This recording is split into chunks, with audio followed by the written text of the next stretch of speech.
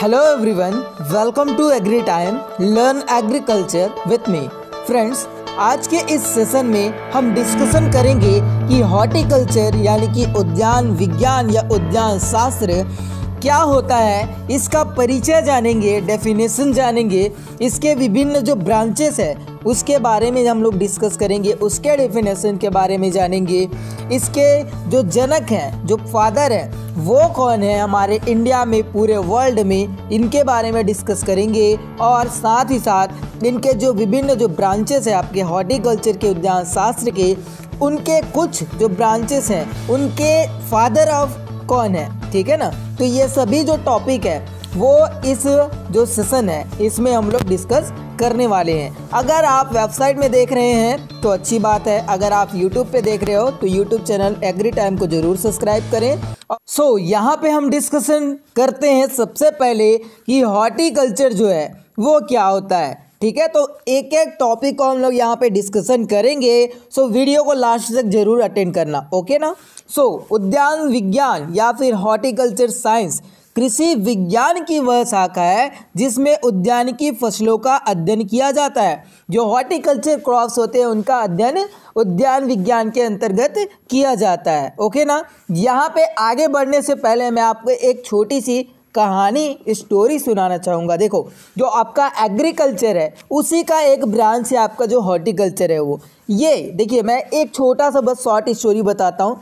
Agriculture जो है ना उसका ब्रांच था पहले, अलग नहीं हुआ था, ठीक है ना। तो देखो, जो कृषि के जो मतलब कि जो फार्मर्स थे, ठीक है, जो विभिन्न सीरियल्स क्रॉप वगैरह वगैरह इन सब की खेती करते थे, तो जो हॉर्टिकल्चर जो क्रॉप्स थे उन पर विशेष ध्यान नहीं दिया जाता था, ठीक है। तो जो आपके हॉर्टिकल्चर क्रॉप्स की जो खेती करते थे जो किसान लोग, उन्होंने एक गठन बनाया, आयोग बनाया।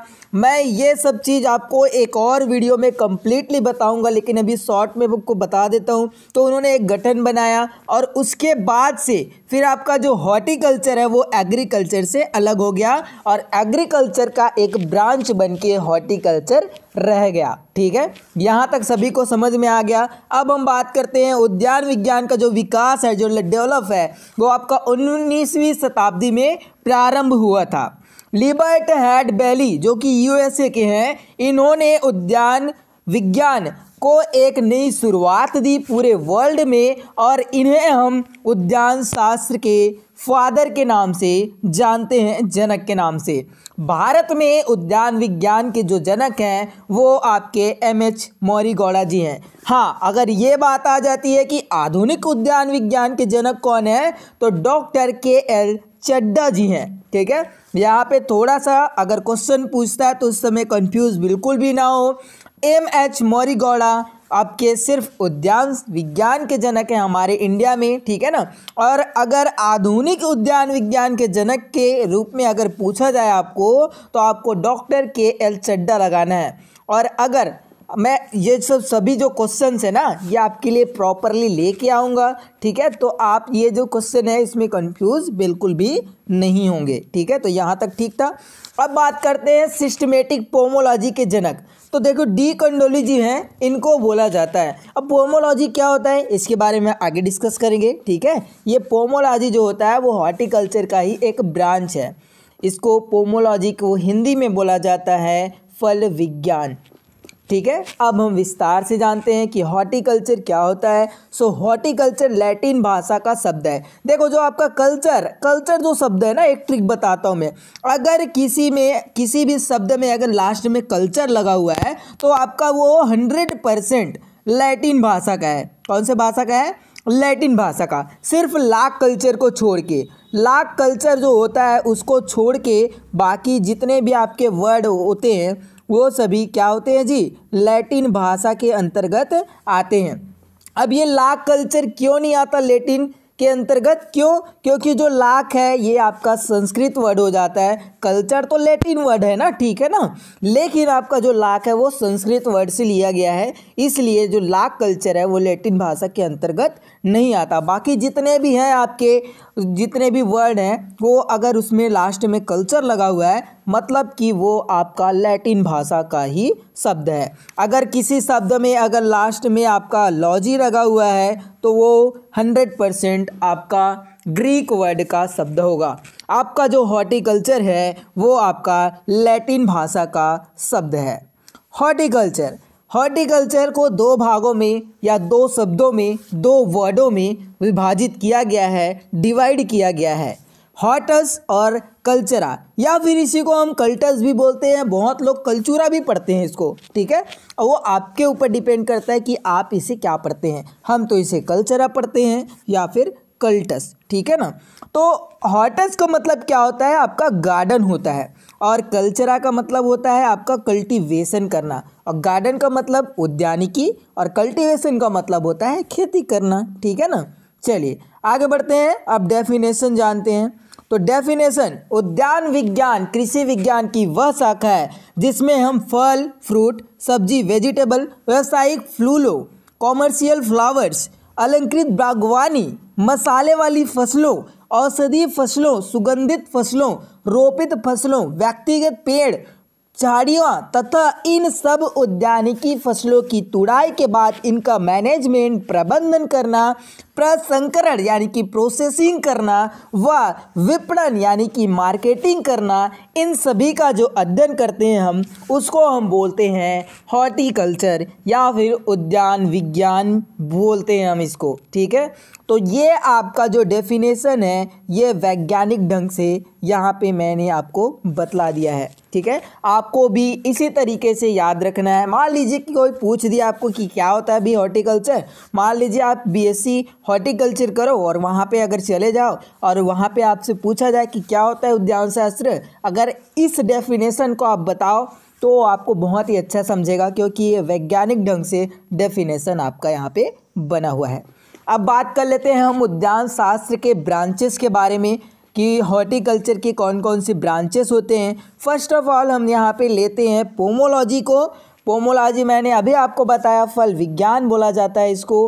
पोमोलॉजी शब्द की जो उत्पत्ति है वो आपका पोमम प्लस लॉगस से हुई है, ठीक है। मैंने बताया लॉजी अगर लास्ट में लगा है तो वो आपका ग्रीक वर्ड होगा, लेकिन यहाँ पे एक बात आती है कि जो पोमम है, ठीक है ना, वो आपका लैटिन शब्द का है, लेकिन आपका जो लॉगस है वो आपका ग्रीक वर्ड का है। कौन से वर्ड का? ग्रीक वर्ड का, ठीक है। तो यहाँ पे अगर आपसे ये क्वेश्चन पूछा जाए कि पोमोलॉजी किस शब्द या पोमोलॉजी कौन सी भाषा का शब्द है, तो यहाँ पे आपको सिर्फ लैटिन या फिर सिर्फ ग्रीक नहीं लगाना है, आपको लैटिन प्लस ग्रीक दोनों ही वहाँ पे ऑप्शन में दिया रहेगा, तो आपको लैटिन प्लस ग्रीक वाला जो ऑप्शन रहेगा उस पर टिक करना है। अब बात करते हैं पोमोलॉजी, दो वर्ड, तो पोमम हो गया और आपका लॉगस हो गया। पोमम का मतलब होता है फ्रूट, ठीक है, और आपका लॉगस का मतलब होता है टू स्टडी, ठीक है। और फ्रूट का मतलब सभी को पता है भाई फल ही होता है, और टू स्टडी का मतलब होता है अध्ययन करना, ठीक है ना। आगे हम देखते हैं, पोमम का अर्थ फल होता है। यह शब्द लैटिन भाषा से लिया गया है, जो मुख्य इसका जो अर्थ होता है वो आपका फल होता है। लॉगस का अर्थ अध्ययन करना होता है, यह ग्रीक भाषा का शब्द है। यह उद्यान विज्ञान की वह शाखा है जिसमें हम फलों की खेती, फ्रूट का कल्टीवेशन का जो स्टडी है वो हम इसमें करते हैं, ठीक है। यहाँ तक सभी को क्लियर। आगे बढ़ते हैं और अब बात करते हैं हम ओलेरी कल्चर की, ठीक है। ओलेरी कल्चर क्या होता है? ओलेरी कल्चर का मतलब होता है सब्जी विज्ञान। यह लैटिन भाषा का शब्द है। मैंने बताया अगर लास्ट में कल्चर लगा हुआ है तो वो लैटिन भाषा का ही शब्द होगा, वर्ड होगा। यह भी दो भाषाओं से मिलकर बना हुआ है। कौन कौन सा? तो ओलेरीस और आपका कल्चरा से। ओलेरीस का मतलब होता है हर्बिसियोस प्लांट और कल्चरा का मतलब होता है कल्टीवेशन, शाकीय पौधे, ठीक है, की खेती करना। आपका ओलेरी कल्चर का डेफिनेशन भी हो जाएगा। ओलेरी शाकीय पौधे प्लस कल्चरा, इन दोनों से ये मिलकर बना हुआ है, ठीक है। यह उद्यान विज्ञान की वह शाखा है जिसमें सब्जियों की खेती का हम लोग अध्ययन करते हैं, ठीक है। इसके बाद है आपका फ्लोरिकल्चर। फ्लोरिकल्चर यह लैटिन भाषा का शब्द है। जितने भी कल्चर लगे हैं सब लैटिन भाषा के शब्द ही हैं। फ्लोरिकल्चर भी 2 वर्ड से मिलकर बना हुआ, फ्लोरिस और आपका कल्चरा। फ्लोरिस का मतलब होता है फ्लावर और कल्चरा का मतलब होता है कल्टीवेशन। उद्यान विज्ञान की इस शाखा में हम व्यावसायिक फूलों व अलंकृत बागवानी का क्या करते हैं, स्टडी करते हैं, अध्ययन करते हैं। इसके बाद है एर्बोरिकल्चर। यह भी लैटिन भाषा का शब्द है। यह भी 2 वर्ड से मिलकर बना हुआ है, आपका एर्बोर और कल्चरा। एर्बोर का मतलब होता है वुड प्लांट या फिर जिसे हम काष्ठी पौधे कहते हैं, और कल्चरा का मतलब सभी को पता है कल्टीवेशन। कल्टीवेशन का मतलब होता है खेती करना। यह उद्यान विज्ञान की वह शाखा है जिसमें हम व्यक्तिगत पेड़, झाड़ियाँ व लताओं का अध्ययन करते हैं। इसके बाद अगला है आपका विटीकल्चर या फिर विनीकल्चर। यह भी लैटिन भाषा का शब्द है। इसका भी 2 वर्ड से मिलकर बना हुआ है, जो आपका विटीकल्चर है या फिर विनीकल्चर। कौन कौन सी जी, तो आपका विनी या फिर विटी और कल्चरा। विनी या फिर विटी का मतलब होता है लता और कल्टीवेशन का मतलब होता है खेती करना। यह उद्यान विज्ञान की वह शाखा है जिसमें अंगूरों की खेती तथा उसकी प्रोसेसिंग का अध्ययन किया जाता है। यहाँ पे जो विटीकल्चर होता है ये आपका किसका जी, अंगूरों की, सिर्फ अंगूरों की खेती का अध्ययन करते हैं। विनीकल्चर आपका अंगूरों से जो शराब निर्मित किया जाता है, शराब जो बनाया जाता है उसका अध्ययन हम करते हैं, ठीक है। उसमें तो दोनों याद रखिएगा, पूछा जाता है ये क्वेश्चन, विटीकल्चर में किसका अध्ययन किया जाता है, विनीकल्चर में किसका अध्ययन किया जाता है, तो वहाँ पे बिल्कुल भी कंफ्यूज नहीं होना है आप सभी को। आगे बढ़ते हैं और हम ओनियोलॉजी के बारे में डिस्कस करते हैं। यह भी एक ग्रीक भाषा का शब्द है, ठीक है। यह 2 वर्ड से मिलकर बना है, आपका ओनियोस और लॉगस। वाइन या फिर शराब होता है, ओनियोस का मतलब, लॉगस का मतलब होता है टू स्टडी। यहाँ पर मैंने बोला कि शराब बनाने का जो अध्ययन है वो आपका विनीकल्चर में किया जाता है करके। अगर आपका ओनियोलॉजी वहाँ पे नहीं दिया रहेगा तब आपको विनीकल्चर लगाना है, ठीक है। और अगर वहाँ पे ओनियोलॉजी दिया रहे तो आपको जाहिर सी बात है 100% आपको क्या लगाना है, ओनियोलॉजी लगाना है, ठीक है। तो आपका जो ओनियोलॉजी है यह ग्रीक भाषा का शब्द है। मैंने बोला कि अगर लॉजी लगा हुआ है तो वो हमेशा ग्रीक भाषा का ही वर्ड होगा, ठीक है। यह उद्यान विज्ञान की वह शाखा है जिसमें हम अंगूरों से शराब बनाने का अध्ययन करते हैं। अब बात करते हैं हम प्लांटेशन क्रॉप्स की, ठीक है ना, कौन से, रोपित फसलों की। तो यह उद्यान विज्ञान की वह शाखा है जिसमें फसलों का अध्ययन किया जाता है जो विस्तृत क्षेत्र में एक साथ लगाई जाती है तथा तुड़ाई के बाद, प्रोसेसिंग के बाद उपयोग में हम इसे लेते हैं, ठीक है। जैसे कि हो गया यहाँ पे सुपारी। सुपारी उत्पादन में भारत का प्रथम स्थान है पूरे वर्ल्ड में। नारियल हो गया, नारियल को कल्प वृक्ष, सभी इच्छाएं पूरी करने वाला वृक्ष भी कहा जाता है। याद रखिएगा, जितने भी इंपॉर्टेंट पॉइंट्स आपको बता रहे हैं यहाँ पे, ठीक है, सभी को याद रखिएगा। एक एक क्वेश्चन पूछा ही जाता है, ठीक है, कोई सा भी क्वेश्चन पकड़ लेगा वो, ठीक है। इसके बाद काजू। काजू को बंजर भूमि में सोने की खान कहते हैं। क्या कहते हैं, काजू को बंजर भूमि में सोने की खान बोला जाता है। इसे डॉलर अर्निंग क्रॉप या फिर डॉलर कमाने वाली फसल भी कहा जाता है। काजू का आप सभी जानते हो कि प्राइस कितना होता है, ठीक है ना। अगर अच्छे से अगर उसकी खेती कर ले तो आप, तो फिर उसमें कमाई ही कमाई है। चाय, पेय पदार्थों की रानी बोला जाता है किसको, चाय को। कॉफ़ी, यह भारत में 16वीं शताब्दी में पुर्तगालियों द्वारा लाई गई थी। किसको जी, कॉफ़ी को। कॉफ़ी उत्पादन में भारत का कितना स्थान है, सो आपका 6वां स्थान है। प्रथम कौन सा है, प्रथम आपका ब्राज़ील है। इसके बाद है ऑयल पल्म, तेल का ताड़, ठीक है। तो ऑयल पल्म के फलों में कितना % तेल पाया जाता है, सो 55% तेल पाया जाता है तथा प्रति हेक्टेयर अथवा प्रति इकाई सर्वाधिक तेल का उत्पादन होता है, ठीक है। किसमें, ऑयल पल्म के फलों में। 5.5 टन प्रति हेक्टेयर जो आपका ऑयल है वो आपका तेल का ताड़ जो वृक्ष होता है उससे हमें प्राप्त हो जाता है। इसके बाद है ऑयल पल्म को छोटे किसानों की सिंचित फसल भी कहा जाता है। याद रखिएगा ये सभी इरिगेशन क्रॉप बोला जाता है। किसको बोला जाता है, इरिगेशन क्रॉप। सो ऑयल पल्म को छोटे किसानों का सिंचित फसल कहा जाता है। इसके बाद है तेल का प्रतिशत सर्वाधिक किस में पाया जाता है? सो आपका 60 से 65% आपका कोकोनट में, नारियल में पाया जाता है। कहवा, ठीक है, अगर आप छत्तीसगढ़ के हो तो आपको पता ही है भी कहवा क्या होता है, ठीक है। कोकोआ जिसको बोला जाता है, फूड ऑफ गॉड, भगवान का भोजन के नाम से जाना जाता है इसको, भगवान का भोजन के नाम से जाना जाता है आपके कहवा को, ठीक है। इसके बाद पल्मीरा पॉम, इससे ताड़ी व नीरा शराब बनाई जाती है, ठीक है। क्या जी? पल्मीरा पॉम, इससे ताड़ी व नीरा शराब बनाई जाती है। ओके, चलिए आगे डिस्कशन करते हैं हम लोग। रबड़, पान और जायफल भी इसके अंतर्गत आती है, आपका रोपित फसलों के अंतर्गत। प्लांटेशन जो क्रॉप होते हैं मुख्यतः दक्षिण व पूर्वी भारत में उगाई जाती है या फिर वहाँ पे लगाई जाती है।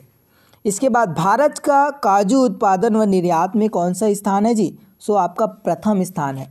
फिर भी हमारा जो रुपीज़ है वो डॉलर से बहुत ही ज़्यादा कम ही है, ठीक है ना। डॉलर अर्निंग क्रॉप बोला जाता है इसको, लेकिन फिर भी हमारा डॉलर मतलब हमारा जो पैसा है, ठीक है, रुपया जो है वो तो फिर मतलब कंपेयर ही नहीं कर सकते ना फ़िलहाल के लिए, ठीक है। आगे अब बढ़ेगा तो बात ही अलग है। चलिए अब 8वें नंबर में बढ़ते हैं। हम लोग जानते हैं स्पीसीज क्रॉप्स, मसाले वाली फसलों के बारे में। तो देखो, जो स्पीसीज शब्द है इसकी उत्पत्ति लैटिन भाषा से हुई है। वास्को डी गामा ने भारत को मसालों का देश कहा था। किसे ने कहा था? वास्को डी गामा कौन थे? सो अमेरिका की खोज की थी इन्होंने, ठीक है ना। और इन्होंने भारत को मसालों का देश कहा था। मसालों की द्वीप मालका द्वीप थाईलैंड को बोला जाता है। किसको बोला जाता है? थाईलैंड को बोला जाता है। मालका द्वीप को क्या बोला जाता है? मसालों का द्वीप बोला जाता है। विश्व में सर्वाधिक मसालों का जो उत्पादन है वो कहाँ पे होता है? तो आपका भारत में होता है। और अगर राज्यों की बात करें तो फिलहाल राजस्थान है, ठीक है। इसके बाद अगला है आपका मेडिसिनल प्लांट, औषधीय फसलें। कोई पौधा अथवा पौधे का भाग जो किसी रोग का उपचार करता है उसे हम औषधीय पौधा बोल देते हैं। इनकी खेती करना औषधीय फसल कहलाता है, मेडिसिनल क्रॉप्स कहलाता है। ओके, चलिए इन सब इनके जो बारे में है ना, ये आगे चल के हम बहुत अच्छे से डिस्कशन करेंगे ताकि आपको सुविधा हो और अच्छे तरीके से आप इन सब जो ब्रांचेस है उनके बारे में अच्छे से जान पाओ, ठीक है। इसके बाद है एरोमेटिक क्रॉप्स, सुगंधित फसल। तो यह लैटिन शब्द का है और यह लैटिन भाषा से बना हुआ है। सुगंधित फसल या फिर सुगंधित फसल ही बोल सकते हैं, पौधे बोल सकते हैं या फिर फ्लावर बोल सकते हैं अपन, ठीक है। अब यह उद्यान विज्ञान की वह शाखा है जिसमें सुगंधित फसलों का क्या किया जाता है? सो आपका अध्ययन किया जाता है। सुगंधित पौधों में खुशबू द्वितीयक उपचयी रसायन के कारण होती है। किसके कारण? अब देखिए, जो सुगंधित पौधे होते हैं उनके जो फूल होते हैं उसमें क्यों खुशबू आती है? तो उपापचयी रसायन के कारण खुशबू आती है, ठीक है। अपने दोस्तों से पूछिएगा, ये अच्छा क्वेश्चन है। सुगंधित पौधों में खुशबू क्यों आती है? तो द्वितीयक उपापचयी रसायन के कारण आती है। इसके बाद अगला है आपका 11वें नंबर में पोस्ट हार्वेस्ट मैनेजमेंट प्रोसेसिंग, तुड़ाई के बाद प्रबंधन एवं प्रसंस्करण। यह उद्यान विज्ञान की वह शाखा है जिसमें फसलों की तुड़ाई के बाद उनका उचित प्रबंधन व प्रसंस्करण का अध्ययन किया जाता है। ओके, समझ गए इसको? चलिए अब हम उद्यान विज्ञान का जो महत्व है, इम्पोर्टेंस ऑफ हॉर्टिकल्चर, इसकी ओर बढ़ते हैं और यहाँ पे हम इसके बारे में जानते हैं। तो बहुत सारे महत्व है भाई उद्यान शास्त्र के, ठीक है। प्रति इकाई अधिक उत्पादन देता है आपका उद्यानिकी जो फसलें होते हैं, प्रति इकाई अधिक मुनाफा, ठीक है। उत्पादन भी होता है, मुनाफा भी होता है और प्रति इकाई अधिक रोजगार भी मिलता है इसमें, ठीक है। सामान्यतः सस्य विज्ञान में जो फसलें होती है वो एक वर्ष में 143 दिन रोजगार, 143 मजदूरी की आवश्यकता होती है उसमें, आपका जो सस्य विज्ञान होता है उसमें, और 143 मजदूरी आवश्यकता होती है या फिर 143 दिन जो रोजगार करते हैं उनको रोजगार मिलता है। लेकिन फलों वाली फसलों में 860 दिन, सब्जी वाली फसलों से 912 दिन, फूलों वह औषधि वाली फसलों में 547 दिन, और यदि पपीता केला की फसल लगाई जाए तो फिर 2000 से भी अधिक दिन रोजगार आपको प्राप्त हो सकता है। ठीक है, यह बात आपको किसी ने नहीं बताई होगी। ठीक है, तो इसको याद रखिएगा सभी। यदि पपीता व केले की बात की जाए तो 1000 से 2500 दिन रोजगार मिलता है। ठीक है, याद रखिएगा। यदि हम देखें पपीता व केले में, बनाना और पपाया में, तो आपका 1000 से 2500 दिन आपको रोजगार मिल सकता है। अब सोचो, सस्य विज्ञान में 143, और अगर हॉर्टिकल्चर की बात करें तो सोच लो लगभग 1000 दिन, लगभग आपका। ठीक है ना। चलिए अब हम लोग बात कर लेते हैं किसकी, अब हम बात करेंगे औद्योगिक महत्व। आपका जो उद्यान शास्त्र है उसका औद्योगिक महत्व क्या होता है। तो देखिए, जनरली सी बात है, औद्योगिक महत्व क्या होता है, तो आपका रोजगार की संभावना तो बढ़ेंगी ही बढ़ेंगी। जब बड़े बड़े आपके उद्योग बनेंगे तो वहाँ पे तो मतलब मान लो फूड का ही प्रोसेसिंग करना है तो उसके लिए उद्योग तो मतलब बनाना ही पड़ेगा ना, कारखाने तो बनाने ही पड़ेंगे ना। तो ये सभी चीज़ें हैं। इसके बाद धार्मिक महत्व है, तो धार्मिक महत्व में भी हम बहुत सारे ऐसे जो पौधे होते हैं उसको हम लोग पूजा भी करते हैं, और बहुत सारे ऐसे जो फल हैं उसको हम कुछ कुछ नामों से भी जानते हैं। अगर हम यहाँ पे बात करें हमारे इंडिया में, तो आप सभी जान रहे हैं कि धार्मिक महत्व कितना ही अधिक होता है पेड़ पौधों की। ठीक है, फलों को आपका अगर भगवान बोले तो भगवान के सामने रखा भी जाता है। यहाँ पे नारियल जो है, नारियल को आपका कल्प वृक्ष के नाम से जाना जाता है। केले को स्वर्ग का पेड़ अथवा स्वर्ग का फल या फिर कल्प तरु के नाम से जाना जाता है। भारत में धार्मिक वृक्ष पीपल जो है, जिसका वैज्ञानिक नाम या फिर उसका जो बॉटनिकल नेम है वो फाइकस रेलिगियोसा है। ठीक है, और इसको हम धार्मिक वृक्ष के नाम से जानते हैं, आपका जो पीपल है उसको। भगवान विष्णु, ब्रह्मा तथा देवी सरस्वती व लक्ष्मी का संबंध कमल यानी कि नीलम्बो न्यूसिफेरा से माना जाता है। आपका जो कमल का जो पुष्प होता है उसका जो वैज्ञानिक नाम है, साइंटिफिक नेम है, वो नीलम्बो न्यूसिफेरा होता है। भगवान शिव को बेल पत्र के पत्ते अर्पित किए जाते हैं। ठीक है, तो ये भी आपका एक धार्मिक महत्व हो जाएगा। जो भगवान शिव जी हैं उनको हम बेल पत्र के पत्ते जो हैं वो अर्पित करते हैं। इसके बाद है माता सीता का जो संबंध है वो अशोक वृक्ष सराका इंडिया जिसको बोला जाता है, अशोक वृक्ष का वैज्ञानिक नाम सराका इंडिका है। तो सीता जी का जो संबंध है, माता सीता जी का, वो आपका अशोक वृक्ष से रहा है। बोलते हैं मेरे नॉलेज के अकॉर्डिंग वो जो सीता माता थी वो अशोक वृक्ष के नीचे ही बैठी रहती थी। ठीक है, तो इसलिए उनका जो संबंध है वो अशोक वृक्ष से लिया गया है। खेजड़ी को राजस्थान का कल्प वृक्ष कहा जाता है। खेजड़ी जो होता है ये भी पूछा जाता है अक्सर एग्ज़ाम में, चाहे आप किसी भी एग्ज़ाम एग्रीकल्चर की तैयारी करो, पूछा जाता है कि खेजड़ी क्या है। ठीक है, तो खेजड़ी को राजस्थान का कल्प वृक्ष के नाम से जाना जाता है। बात करते हैं राष्ट्रीय पहचान में महत्व, उद्यान शास्त्र का राष्ट्रीय पहचान में महत्व। तो भारत का राष्ट्रीय वृक्ष आपका बरगद है, जिसको हम फाइकस बेंगलेंसियस के नाम से जानते हैं, इसका साइंटिफिक नेम है। भारत का पुष्प कमल, राष्ट्रीय पुष्प कमल कौन सा है हमारे इंडिया का? नीलम्बो न्यूसिफेरा। ठीक है, क्या है? नीलम्बो न्यूसिफेरा। राष्ट्रीय फल मैंजिफेरा इंडिका, जिसको हम आम के नाम से जानते हैं सामान्य भाषा में। इसके बाद है राजस्थान का राजकीय वृक्ष खेजड़ी है, राजस्थान का राजकीय पुष्प रोहिड़ा। और अगर हम छत्तीसगढ़ की बात करें तो छत्तीसगढ़ में आप जान ही रहे हो, ठीक है, कि ऐसा कुछ होता ही नहीं है। हाँ, हमारे छत्तीसगढ़ में जनरली होता ही है। और अगर छत्तीसगढ़ की बात करें तो छत्तीसगढ़ का, जब मैं हॉर्टिकल्चर का आपको पूरे सिस्टमेटिक ढंग से जितने भी आपके फादर्स हैं, हॉर्टिकल्चर डिवीज़न कब हुआ, तो उस में आपको मैं ये चीज़ बता दूंगा कि आपका जो छत्तीसगढ़ राज्य है, या फिर एक अलग से पूरा वीडियो ही आपको प्रोवाइड हो जाएगा कि छत्तीसगढ़ के जो कृषि है उसमें क्या क्या चीज़ें नई आई हुई है। ठीक है ना।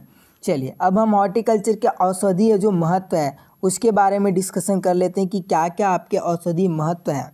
तो देखिए, जो त्रिफला होता है वो आयुर्वेद की पुरानी एक औषधि है, मेडिसिन है, जो आपका त्रिफला होता है वो। उसके बाद यह आंवला, हरड़ तथा बेहड़ा से बनी हुई है।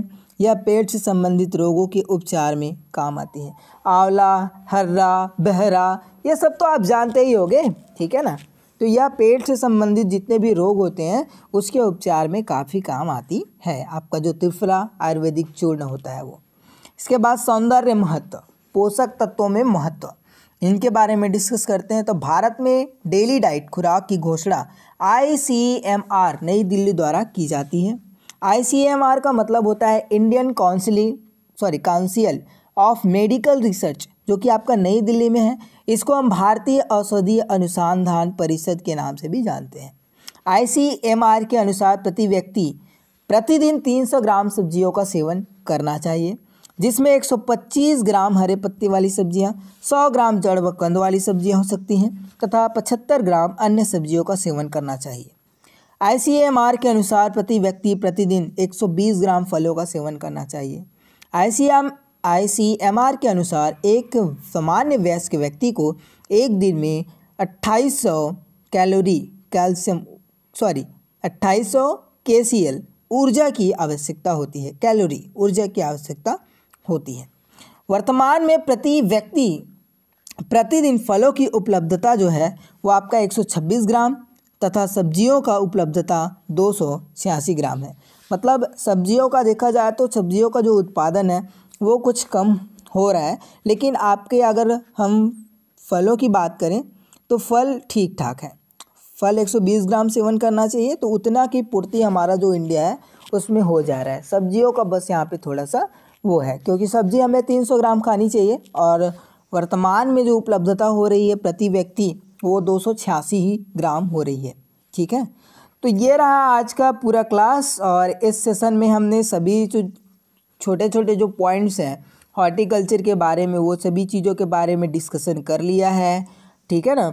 और आगे हम लोग फिर जो नेक्स्ट क्लास होगी उसमें और अच्छे से डेफिनेशन और जो डिवीज़न है हॉर्टिकल्चर का, इन सभी के बारे में डिस्कशन करेंगे। अगर आपको क्लास अच्छी लगी तो अपने दोस्तों को ज़रूर शेयर करें, उन्हें भी बताएं क्लास ज्वाइन करके, ठीक है। और अगर आपने अभी तक एग्री टाइम यूट्यूब चैनल को सब्सक्राइब नहीं किया तो ज़रूर से ज़रूर सब्सक्राइब करें और अपने दोस्तों को बोलें कि आप भी सब्सक्राइब करके शेयर करें। धन्यवाद। जय जवान जय किसान।